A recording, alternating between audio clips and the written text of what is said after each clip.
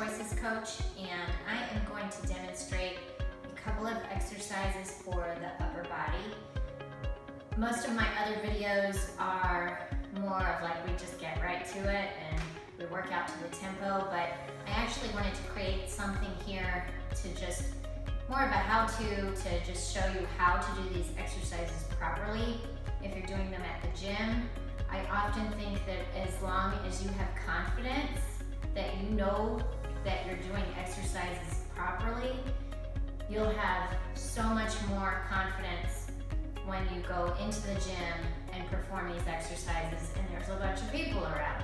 The more confidence you have that you know what you're doing in the gym, the more confidence you will have in the gym, and the more you can just kind of tune everybody else out and not think about how fit everybody else is. You know what I'm saying?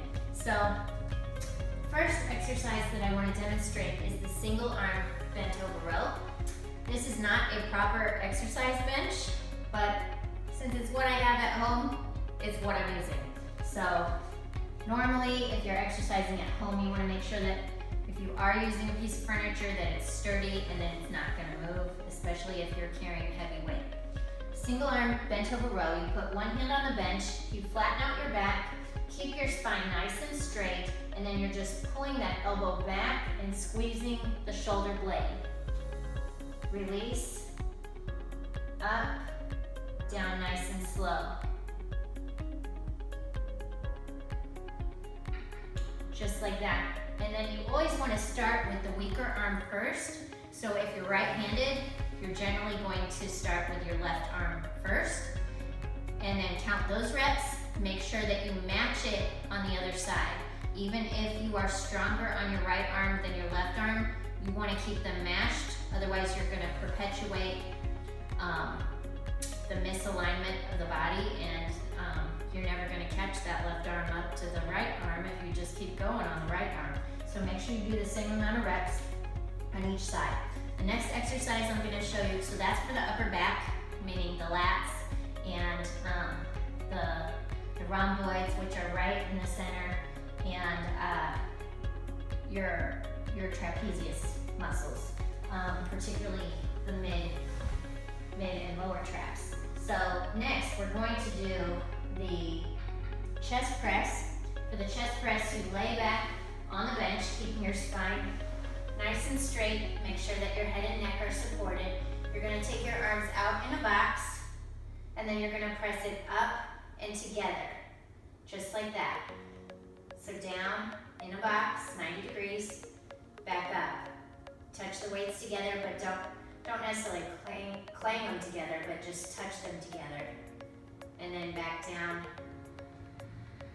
So it's up 1, down 4, 3, 2, 1, up. Just like that.